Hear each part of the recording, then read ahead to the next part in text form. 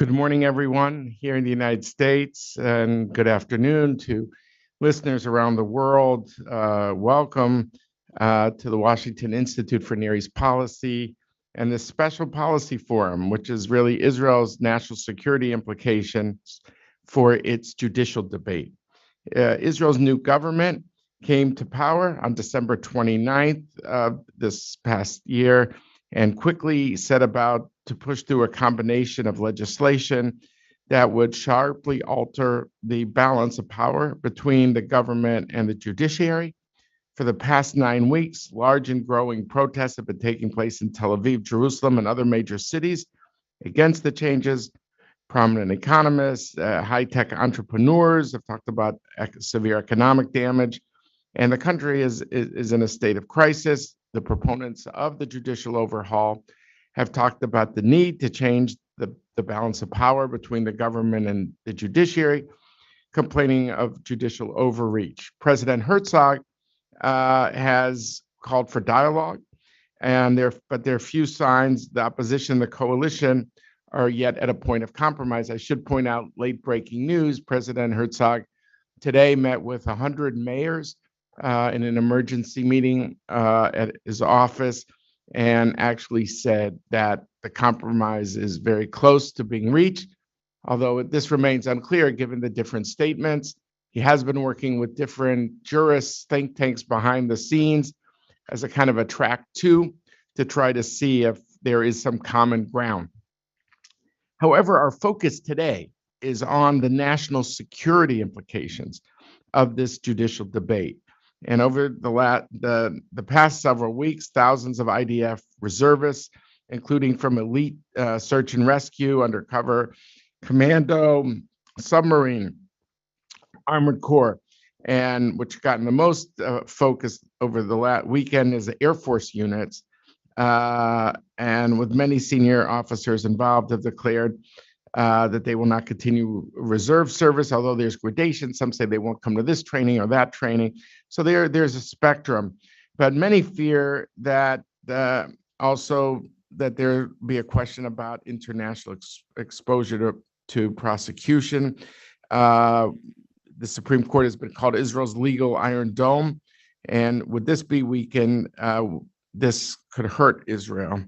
So the question is how serious is this? We saw that the IDF Chief of Staff, Herzi Halevi, just met with the Prime Minister, got a lot of media attention about the elements of the Army, and the head of the Air Force, Tomer Bar, just met with a lot of the reservist pilots. These are people who fly the F-15I. I has sometimes been nicknamed I for Iran because it's a strategic aircraft that has flown some of Israel's toughest missions, including the famous airstrike in Syria in 2007. So the question is, what is the national security dimension of this? I can't imagine a better panel to discuss it because, like I said, this issue was front and center in the news. Given Herzi Halevi's meeting with the Prime Minister, given the Defense Minister said time to talk right now, there's been a lot of media attention. So we're really delighted to have really four excellent people to join us. I'll just name the names of the people. We have Shimrit Meir. She served as the senior foreign affairs advisor to former Prime Minister Naftali Bennett. Previously, she worked as the Arab affairs correspondent for Israeli Army Radio and founded Al Masdar, an outlet that has reported Israeli news to the Arab world. She's also written columns in Yediot Ahronot and a lot of other places. Major General Yaakov Amidror is the Anne and Greg Ross Handler Senior Fellow at the Jerusalem Institute for Strategy and Security. I should point out he is also a distinguished fellow at the JINSA, based in Washington, the Jewish Institute for National Security. Previously, he served as Israel's national security advisor from 2011 to 2013 and held a variety of senior positions in the Israel Defense Forces over a 4-decade career. and these positions are intelligence and other parts of the military.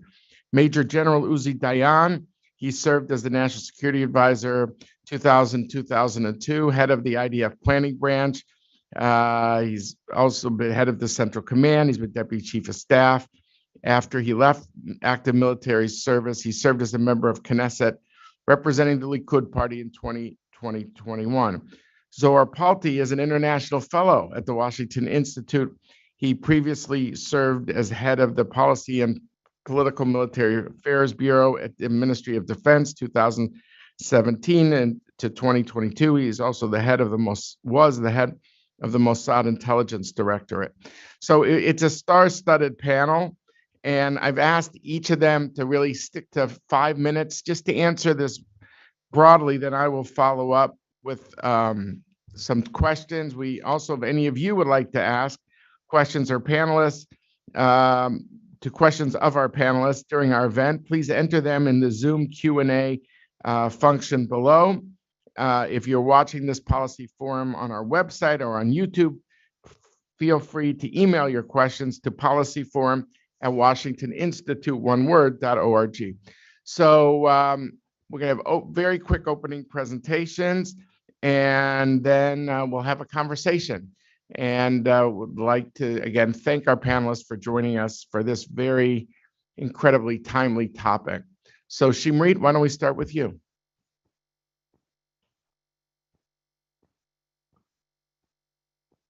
I don't think we can hear you, Shimrit. Just unmuted. Now we can. Thank you. Okay, you're fine. Thank you, David, for the intro, and thank you, the Washington Institute, for facilitating this important conversation in this crucial time. I will, of course, preface by saying this is a critical, sad, unfortunate time in the history of Israel. I'm stating the obvious here. I think it is more heartbreaking, the fact that this is self-inflicted. Especially given everything that's going on around us, our external challenges, our national security challenges that are immense and require all of our resources. I'll make quick points, one about the Palestinians, the second about Iran, and then the third about the risk of miscalculation. About the Palestinians, I'll make 2 points, quick points. So the first one is again, stating the obvious. I think it's a good exercise to look at our neighbors and see what 15 years of ongoing internal conflict and national split do to a national movement. I think that, we used to almost joke or say to the Palestinians, what Palestinian state? You have 2 quasi-states, one in Gaza and one in the West Bank. And I kind of remembered it when I heard people saying or talking about Judea in Israel in the context of our issue at the moment. This is going to be the 3rd Ramadan in a row, the 3rd year, where we feel the implication of the dismantle or the slow decay of the PA here in Israel, and it has direct political implication. The first one was 21 with the Guardian of the Wall and everything that happened internally between Jews and Arabs, and led to an extent to the results of the election. Last year, Ramadan 22 marked the beginning of the unfortunate end of the Bennett government. And Ramadan has not started yet, and we see a struggle to cope with this phenomenon of unorganized, unaffiliated terrorism that chases us and has severe consequences, and again requires coherent, coordinated effort that we don't seem able to provide at the moment. That's the first unfortunate point, and I'm very worried going to Ramadan. The second one is, of course, the highlight or one of the biggest achievements of the Bennett-Lapid government in the realm of national security, which was our contribution to the American decision to not to go back to the JCPOA. We took a lot of pride in this decision, especially because of the way it happened, without contaminating our argument with political or domestic issue. However, this requires a follow-up. This requires follow-up in two aspects. One, of course, is a close coordination and discussion with our American allies, and an intimate discussion between the White House and the PMO. And the second is, of course, us getting ourselves together and gathering our resources and facing the challenge. And the immediate challenge is, of course, the risk of Iran starting to reach uranium in the level of 90%. And as we all know, they are heavily flirting with the idea. They just started to enrich in over 80. And just today, a friend of mine this morning told me, Bibi is gonna end up with no pilots. And my response was, well, you're gonna end up with no pilots. So I am, of course, very worried about this situation and our lack of ability to find the national stamina to face this challenge. And of course, the third point that I'd make is the risk of miscalculation of our enemies. At this point, we saw again Hezbollah kind of challenging us the other day in the border, and of course Ramadan did not start yet. So I'm very worried. I do think that we are, if it's going to continue like this, going to hit an iceberg. However, the Knesset is still in session. There are still a couple of weeks to go, and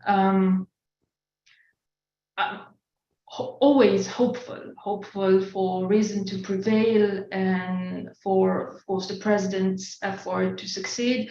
And that's it. That's it for now. Great. Thank you, Shimrit. Yaakov, over to you. Oh, I don't think. Are you muted? Because I don't hear. I don't hear. Now you hear me? Yeah, there we go. Okay. Basically, I agree with the challenges that we are facing that just described by Shimrit.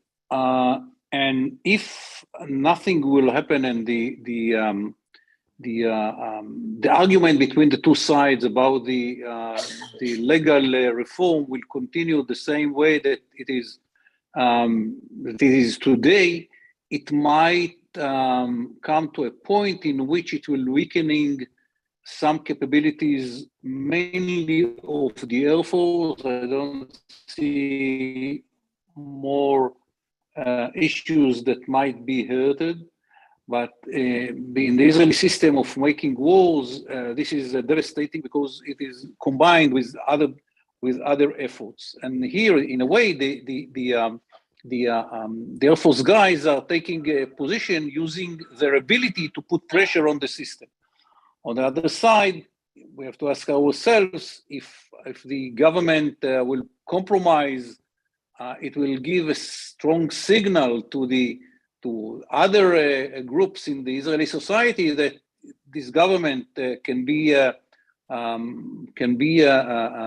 led to make compromises on issues which are important to different groups in the society. And you begin with the pilots, and I don't know with whom you end in the end.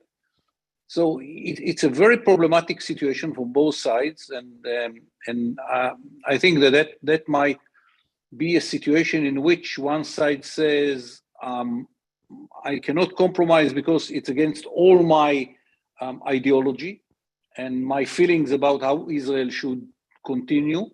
And on the other side, it will be said, we cannot compromise because if we compromise to you, we are losing control. And this is why the president initiative is so important, because he's the only one who can balance between the two arguments. Each of them is I can understand how serious to each side. and up till now, I don't see a beginning of negotiations between the two sides. By the way, the anti-reform side doesn't have a leadership which can make decisions because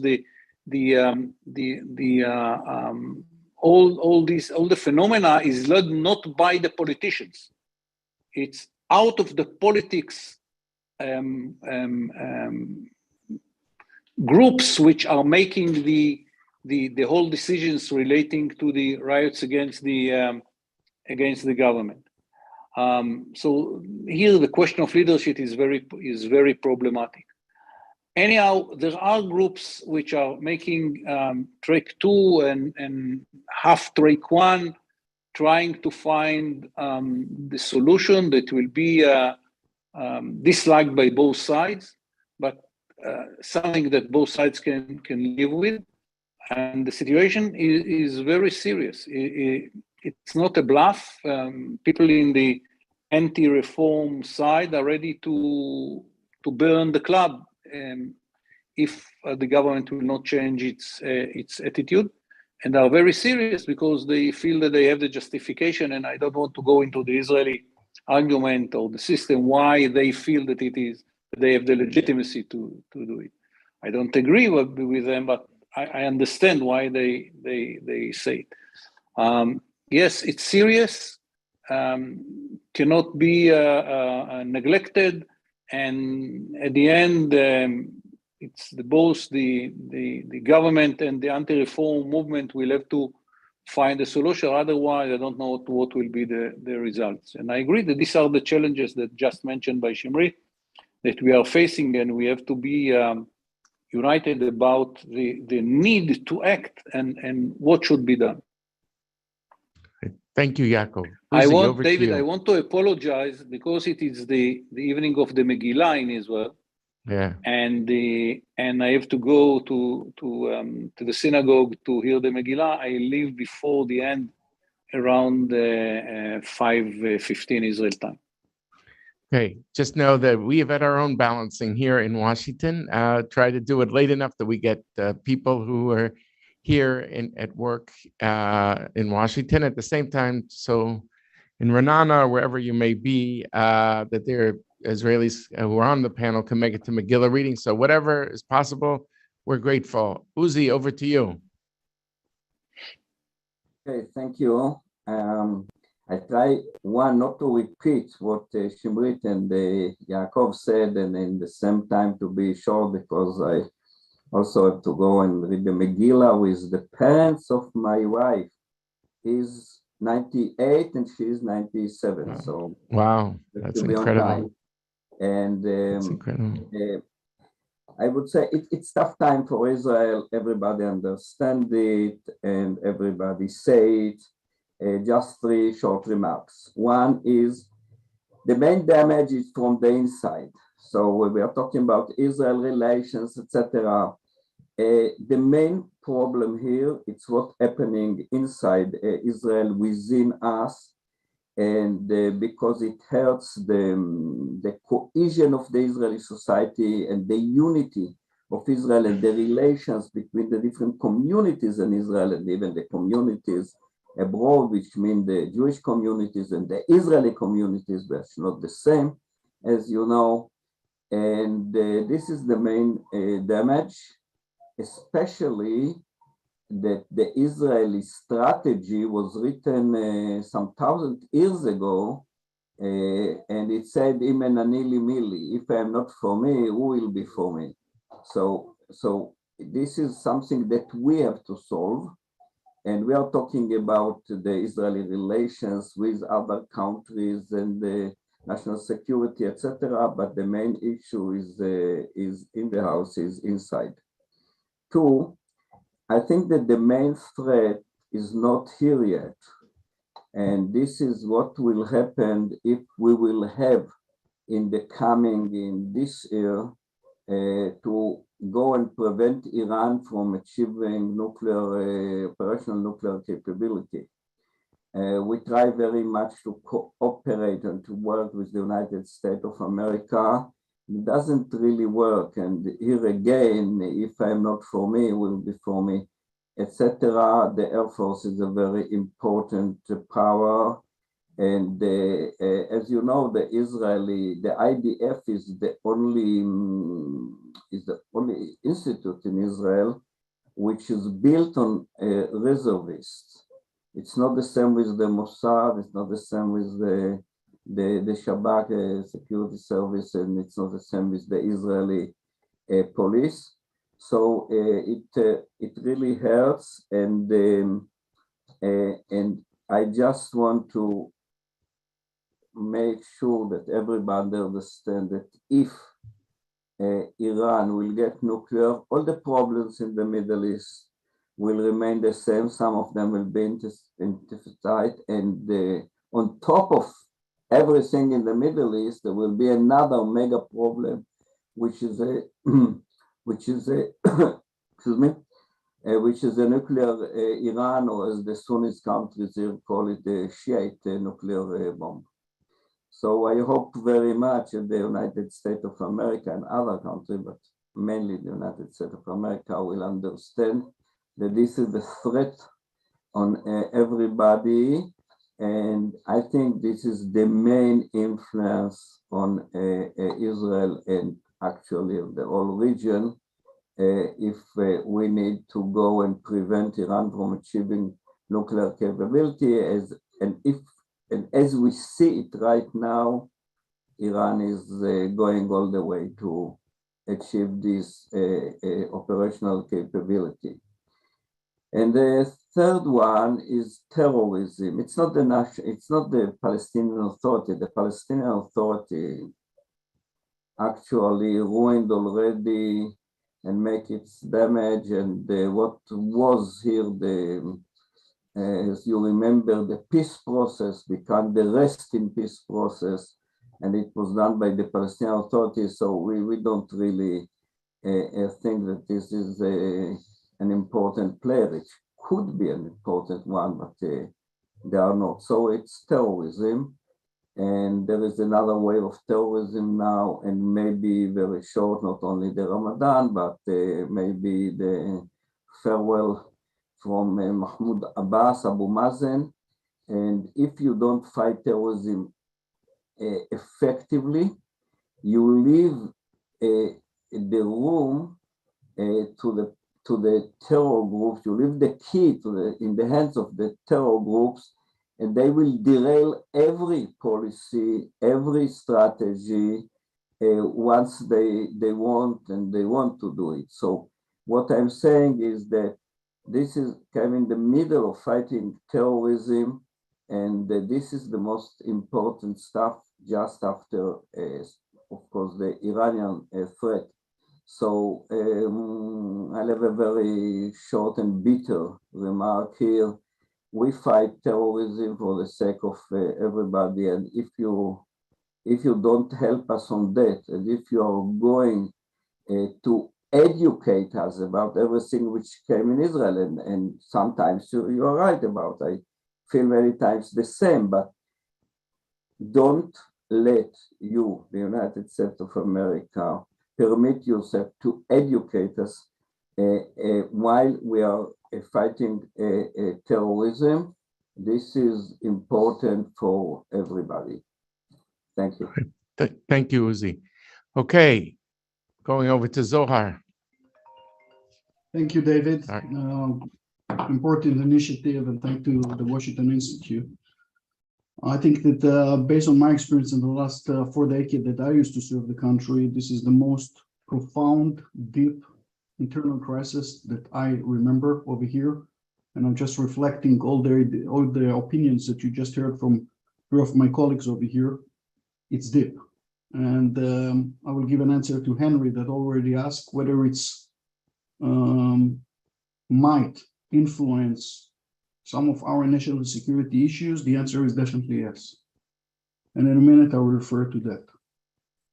For us, the Supreme Court, for the security services, it used to be one of our shields, one of the most important shields that we used to have, whether we served in the West Bank, whether we served 17 years, 18 years in Lebanon, or whether we are doing operation around the world in other organizations.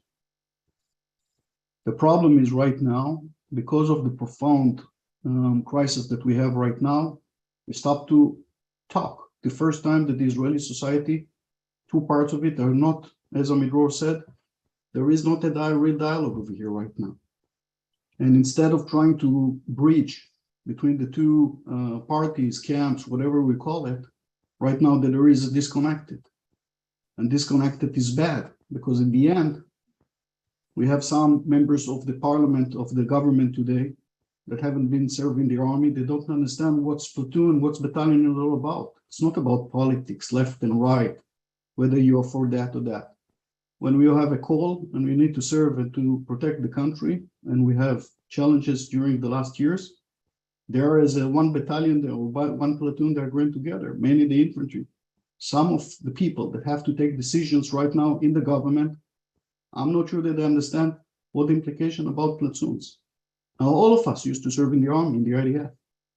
Our parents, my mother, my father, used to be officers, of course, ourselves, our children, and some of us, our grandchildren. And during Shabbat dinners, to have the conversation right now that we have among the family, it's heartbreaking. It's really torn families apart regarding the issues that we grew up, how the need to serve the country, no matter who is ruling Israel, who was elected. Here's for us, this is democracy. It's the first time that I remember that there is question mark, that there is doubts, and it's terrible. Continuing with the fact that if there will be challenges, Shimrit mentioned regarding the Ramadan Palestinians, it seems to me that if somebody will attack Israel right now, we can overcome it. But to think about something, initiative, big one, huge one, regarding existential threat right now in this position to go out like that, you need unity for that. You're going to risk a lot of people, and then you will have to defend the center of Israel, because the day after is not less complicated from the day before. And right now, because there is not a dialogue, I think that there is some question mark regarding, and you just mentioned the F-15Is. This is a big thing over here. The Iranian issue, and mainly the enrichment, the enrichment program of the Iranian right now, it's in the worst point that we ever been. And we are coming from internal point of view in the worst situation that now. It's not fitted. If somebody wants to put Iran on the first place in Israel, and I'm for it, of course, you need to do something internal to unify this. The secret of this country, since 48, when we created this country, was the fact that eventually we used to work like a fist. We put aside all the differences and all the different opinion regarding politics, and if somebody is used to challenge us or jeopardize our existence or something like that, we knew how to work together.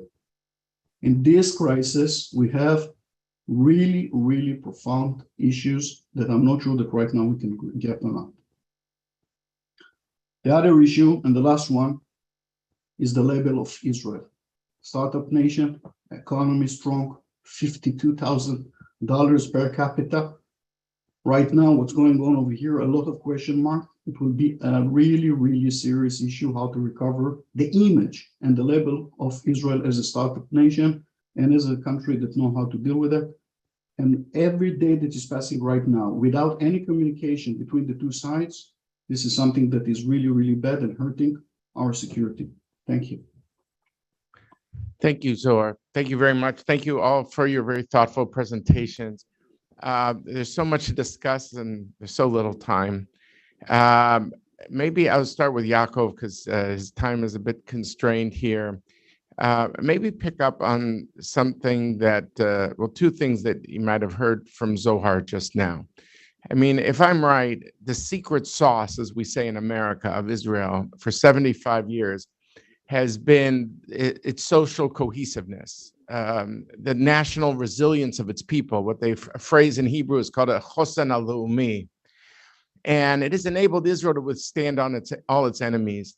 Many of us still believe if there, God forbid, would be a war, Israel will still somehow come together. But you need this social cohesiveness, a belief that everyone's in the same boat. And that is enabled with all, whether it's left, right, whatever, center, whatever the views are, people know what they're fighting for. And Yaakov, I wonder if you feel that there's been a ripping of the social fabric that it has implications for the national security, whatever the details are of the different proposals. Are you worried about that, Yaakov? And second, also what Zohar said about the issue of the GDP and the R&D implications. I think in the World Bank numbers, Israel is at 52,000 per capita. It has surpassed Germany. It is on a per capita basis. It has surpassed Britain. It has surpassed France. It has surpassed Japan. But if money is coming out of the country and there's not enough high-tech investments, and maybe some of the high-tech people leave, are you worried that Israel's base industrially for maybe not industrial, but its R&D base will be hurt? So the implications of social cohesiveness. I'm going to ask the others also a similar question, but I will start with Yaakov. I think that the one thing that was mentioned, the fact that the government, there are members who didn't serve in the army is not the issue here in Israel. We had in the past prime ministers that didn't serve in the army or did something which is irrelevant to decisions about platoons and divisions. This is not the issue. The issue at the end of the day is the tension between two sides. One is more liberal and one is much more conservative. And how Israel should continue, and the attempt by the government to change the balance between the legal system and the parliament and the government is the one which make the liberals feel that that is not the character of the state that they want to live in. And this is the issue, not if members of the government served in the army. It very much depends how it will be ended. If that will be ended with a compromise that the president is working very hard to achieve, and it's not just the president, there are some grassroots movements that try to do the same. If that will be ended with a compromise, it might be even easier for Israel to keep the unity of the community and the resilience of the system. If that will not be ended with the compromise, but the government continue to make the law without taking into account the other side view, and the other side view will not be ready, and the other side leaders, I don't know who are exactly the leaders, it's not the politicians, by the way, and the other side leaders decide not to have any dialogue with the government, claiming that the government doesn't want the dialogue, and I don't know who is right, probably both sides. And if that will be ended like that, that will be very bad for the coherence of Israel in the future and the resilience of the society. So for your question, it's how it will be ended will be very important relating to this question. About the R&D and the investments in Israel, I'm not sure that if it will be ended with a law which will be very clear and very well understood by others, there is no anything in the reform itself that might hurt the ability to invest in Israel or the ability of the R&D to continue. The question is not about the R&D and the investment. The question is, will those people which are against the reform and are part of the leaders of the R&D system, I don't know if they are majority or not, but it's an important group within the R&D. How you call it? I don't know how to call the name. It's a group of those who are dealing with the R&D. It's a community, if you want. Important partner, parts of this community dislike the reform and might decide, not because of the reform, because they don't like the results, how Israel will look like, to move from Israel out, and that will be a problematic issue. It's very important to understand, it's not that the reform is hurting the R&D. It's that people who are against the reform are saying we are not ready to continue the R&D efforts that we are doing and to invest and so on and so forth in this country if these are the results of the reform. And yes, it's a huge problem if that will be the result.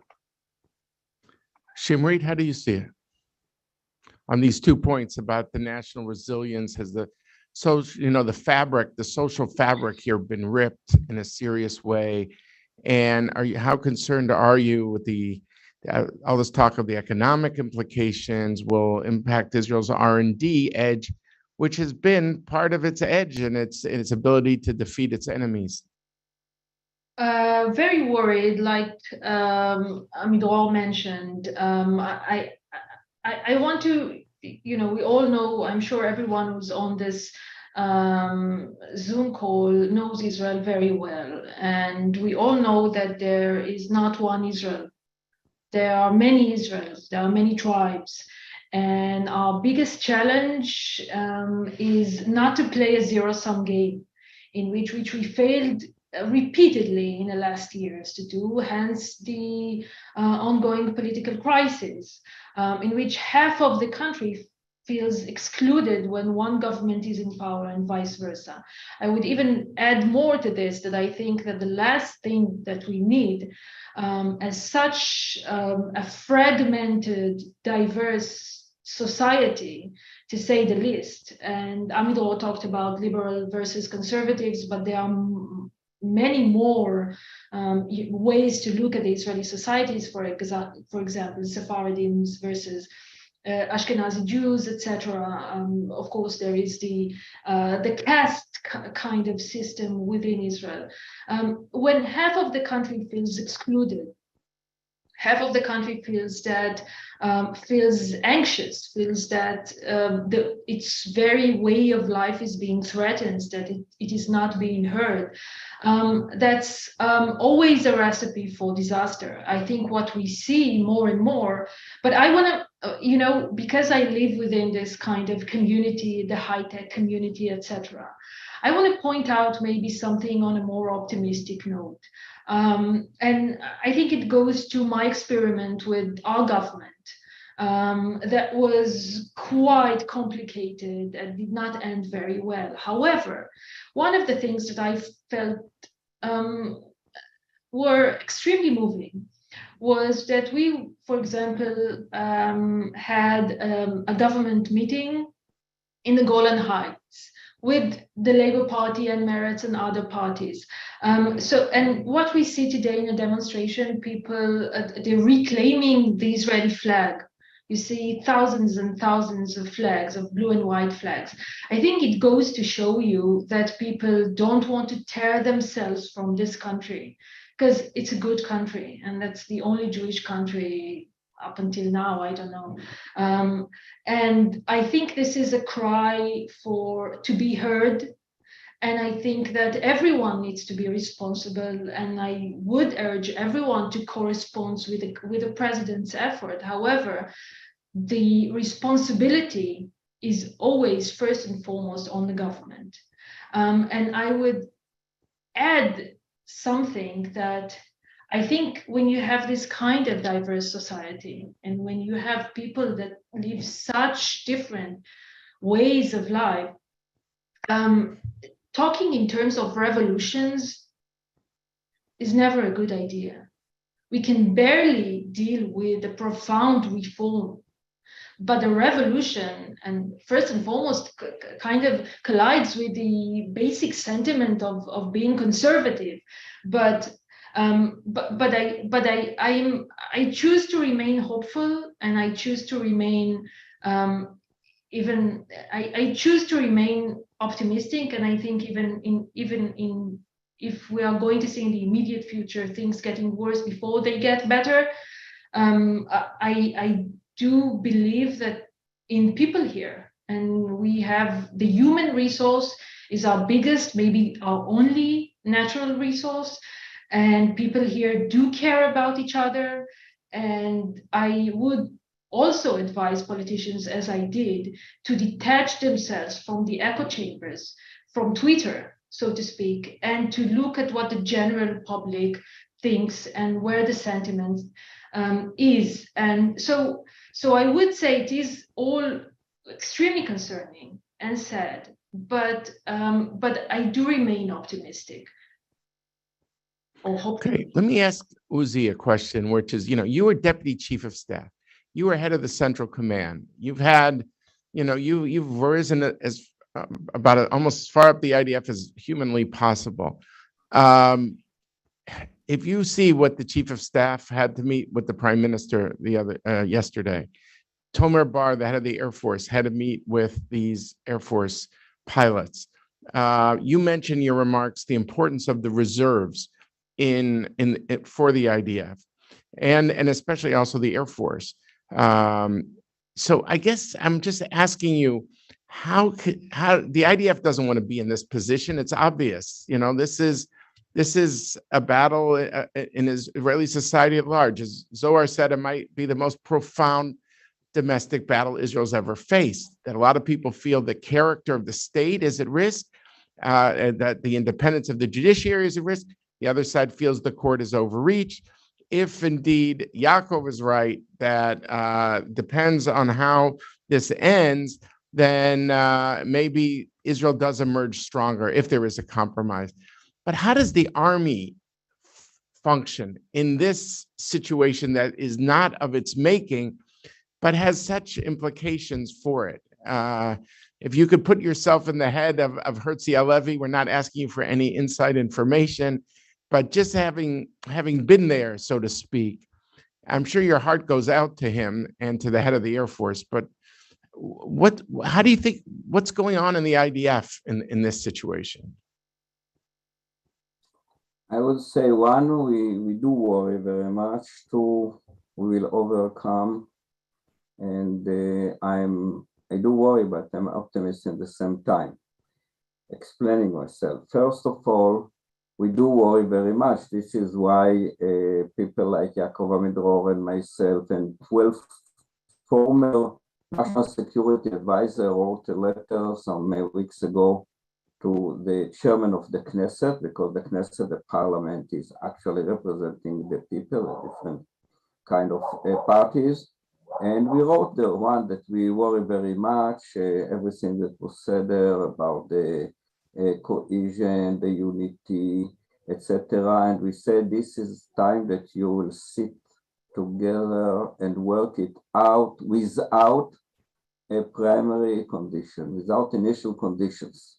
This is, by the way, a condition without initial conditions, but this was the right thing to do.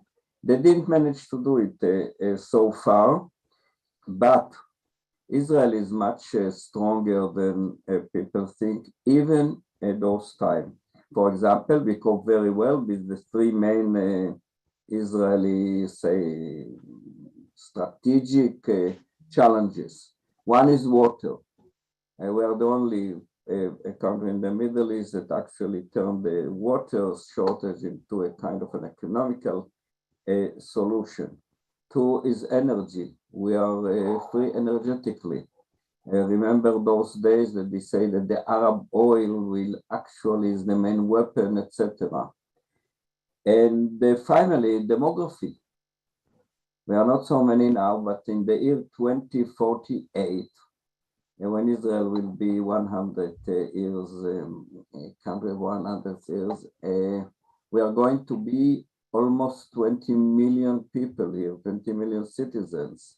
And if you ask, and if you think about it and not asking it, it means that there will be about 5 million Arabs and 15 million Jews. Actually, is more Jews than now. They are all over the globe. And in Israel, you are Jewish, let's say, in default, in a way, which means you don't tend to work so hard as in the United States to remain Jewish. You don't become something else. So we are not the crusaders in this history. And I am sure that the army will go over it. It's painful. People have to show leadership also in the army. But if we return now to the main issue, and the last, my last saying is about what it's going to be in Israel. If our political leaders won't take themselves and try to work a solution, and there are solutions to it, because most Israelis think that we need a reform. There is big differences about which reform and exactly about the way that it has to be. If the politician won't do it, we are left with one or maybe two solutions. One is to go to another election. I don't think it's something positive. We can say cynically that we're a real democracy, which means not like you in the United States, in other countries, that there are elections every 4 years. We have four elections in 1 year. And so this is not what I'm dreaming about, of course. And maybe if it won't work very shortly, I am going to offer my friends like Amidror and other national security advisor, former national security advisor, maybe to go to Netanyahu and offer a kind of a referendum, which means if they can't solve it, it will have to go back to the people, and the people of Israel will be finally wise enough and strong enough to come out of this mess. Thank you, Uzi. All right, over to you, Zohar. I mean, something Shimrit said in the very beginning was how this could create miscalculations. I thought I saw a speech of Hassan Nasrallah somewhere. I even saw a satire on Eretz Nederet of Nasrallah, but there's this belief that Israel is so divided internally that maybe some of its enemies may feel this is the time to engage Israel. Now, I know all of you, having devoted your life to national security, will say, don't test Israel. You know, Israel is strong. So I'm not even going to ask that point.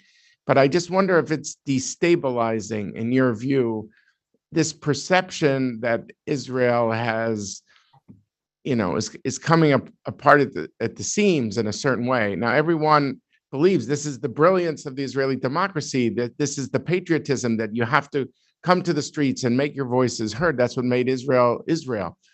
So no one is saying that. But I'm just wondering, how do you think Israel's enemies are reading the situation?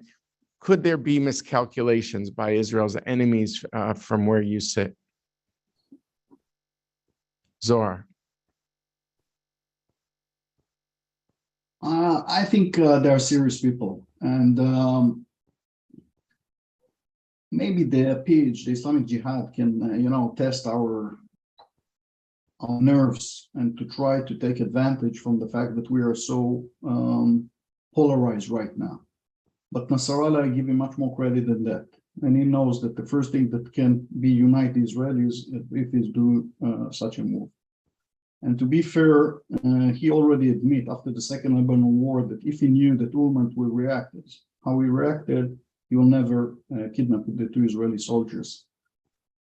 Now, again, whatever I'm saying right now, this is 1000%, no. Whether we should be ready that those guys will try to challenge us, yes.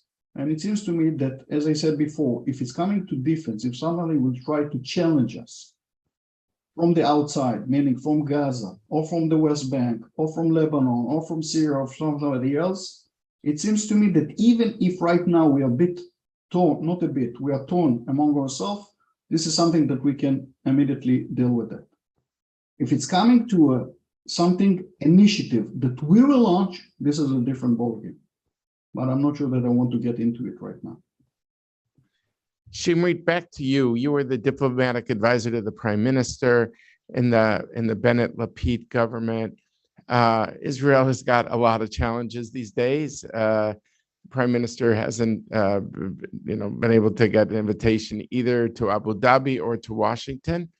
It's fair to say the horrific rampage in Huwara made headlines around the world and was a lot of condemnations inside Israel. Of course, there's been terrorism also against Israel, so that also has to be stated. But Israel is just seen as almost spinning out of control in the world press. And I'm just wondering, in this atmosphere, people have said, well, but the Iron Dome of Israel, the Supreme Court, the legal Iron Dome, is the courts, because the courts mean that Israel, it's not something for the ICJ, the International Court of Justice, or the ICC, the International Criminal Court, but Israel has an independent judiciary that's very robust. And I'm just wondering how you see the diplomatic play out of this situation. Do you expect the United States to be able to defend Israel at the ICJ and ICC in a way that it could before this crisis, before there was a question about the court's independence? It just seems that there's a lot going on here. I know for Israelis, it's bewildering to be there, not to be here in Washington, but just being here as an American, it just seems that this is a new layer that Israel's never had to deal with. I don't know if you were back as diplomatic advisor. How would you message? How would you outreach to the United States in such a period? There are several things to unpack here. First, I would say that the close, intimate relations with the Biden administrations were really our pride and joy, and something that we worked very, very hard on from day one, from Bennett's first visit to DC back in August last year, or 21. I would say that we were able, the tricky part was, because of the nature of the former government, was not to compromise on our core policies. And as you could see, there was not much change in policy, not regarding Iran, in which we were able to provide results, and not in regards to the West Bank. There was nothing dramatic going on.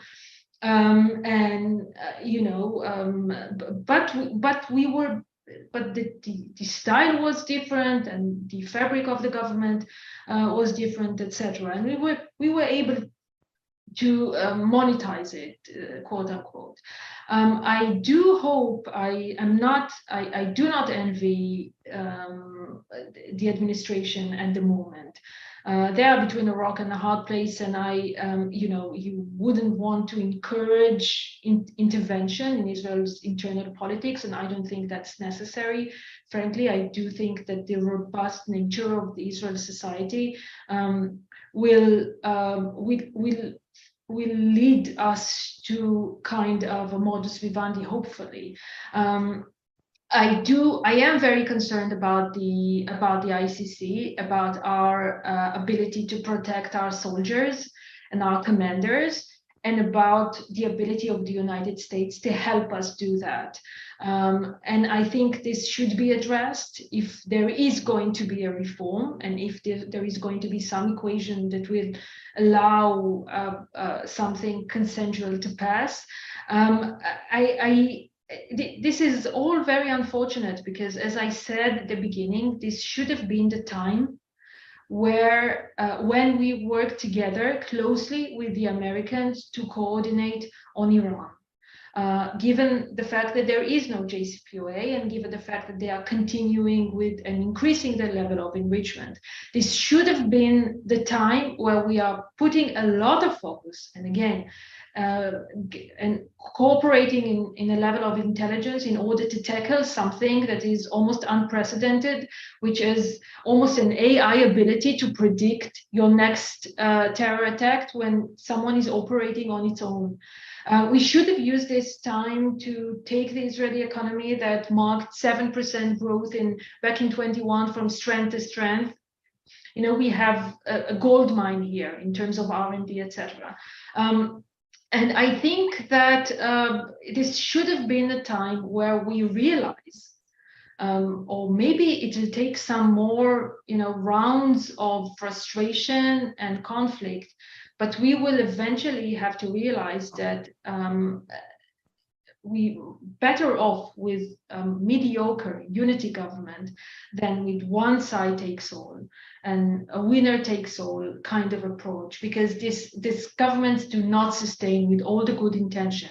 When they are representing half of the people, they will just to sum up what I think and what I believe is that the center must hold now. This is the time for the centrist voices in Israel and everywhere else, but mainly in Israel, to speak up, to not be bullied and afraid by the more harsh voices and louder voices from left and right, and to try to find a common ground. And I think the president, as my colleagues mentioned, does enormous efforts, and we should all support him and be vocal about this as much as we can. Thank you. Uzi, so you who have been around for decades, you've seen U.S. relations have ups and downs. You said about the U.S. shouldn't educate Israel when it comes to terrorism. Israel's got some unique problems. But you said this is a problem that's not just faced by Israel as well, that this has an impact for the world.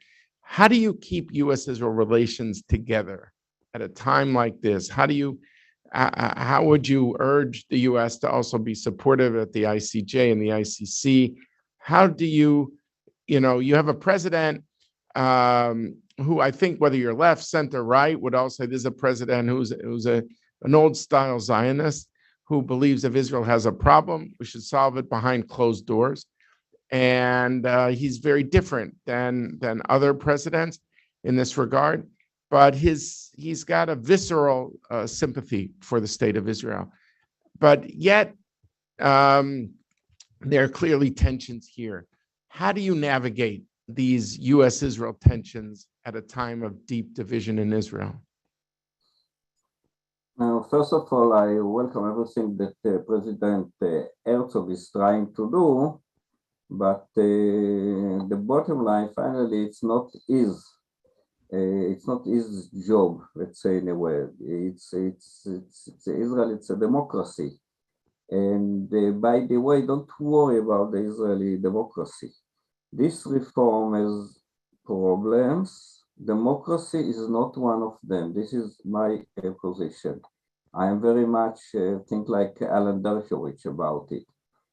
This is not something that threats democracy, the Israeli democracy. The problem that might occur with this reform is maybe threatening or hurting some of the individual rights. And this is, by the way, why we need the Supreme Court, etc., to protect the individual rights. And here I have some comments and think that I would have done differently in this reform. And so this is the main, and in the same time, people in Washington should remember that the basic individual rights is to live. And this is the main issue and the main problem here. So, talking with the American, we should try to not only to explain, but to work out about something. But in the same time, Washington can't dictate to Jerusalem what has to be done. mention in the same time, we didn't like for example, the Obama policy in the Middle East. I think it was awful. I think that Obama left, the United States left the Middle East after 8 years without a single friend. And if we talk about democracy in the Middle East, trying that the United States will bring democracy to the Middle East. So don't teach us so much and dictate us and try to educate us about democracy. We worry very much about democracy, and don't worry about the Israeli democracy. We should be more careful about, for example, human rights in different aspects. And this is why I think that this reform has to pass a kind of a reform to the reform and to adjust it in a way that most Israelis will welcome it. We are not going to end up like the eighth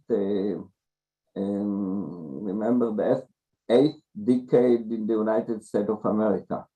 The Israeli kingdom was ruined twice after between 70 and 80 years. By the way, I wrote about one of the first articles 2 years ago.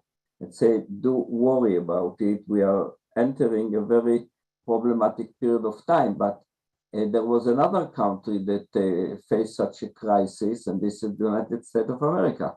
The Civil War was also after about in the 8th decade. So I don't think that, God forbid, we are going to face that. And I think that in the main issue today, we have to work together, of course, with the Americans. And I ask very much Washington, in 2001, about 2001, I was National Security Advisor of Prime Minister Sharon. I arrived to Washington. There was the new regime, the new Bush, the Bush the father establishment, and I said to them,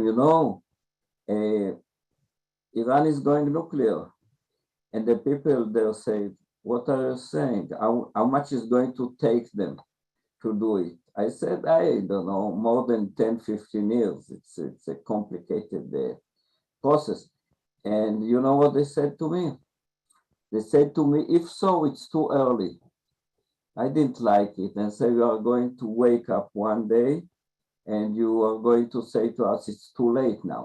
Now, we are now about maybe becoming to the stage of being too late. So what I'm saying here is we will work everything that is needed to be reformed in Israel and to reform the reform. And please stay with us on fighting Iran and fighting terrorism. Thank you, Uzi. Indeed, I think, mention about promoting democracy in the Middle East. I think you could say it was a bipartisan element. It started with President George W. Bush, and President Obama took it also in a different direction, but along these same transformational lines. But and hopefully, God forbid, your part about the Civil War doesn't come true in Israel. The bloodiest war for the United States, as you know, was the Civil War. I mean, over 600,000 people killed. So, God forbid that would ever emerge elsewhere. So I think that's something to keep in mind. But we'll see if there's a reform of the reform. Zohar, I give you the last word here about just understanding how does Israel navigate U.S. Israel relations amid this deep division. Maybe there's some optimism from this panel that somehow some compromise will emerge led by the president or others. But I'm just curious, given all the challenges, given Iran, given, we haven't even talked about Saudi Arabia, but this prime minister has made it clear that these are his top priorities, stopping Iran and a breakthrough with the Saudis. But you saw the comment of Tom Nides that was made public the U.S. ambassador, where he said, you can't have these monumental changes where, you need America, basically, while your house is on fire. And we know that it's not just the United said this publicly, but we have good reason to believe that this has been said by virtually every visitor. There's been 3 top visitors in private conversation: Bill Burns, head of the CIA, Jake Sullivan, the National Security Advisor, Tony Blinken, the Secretary of State.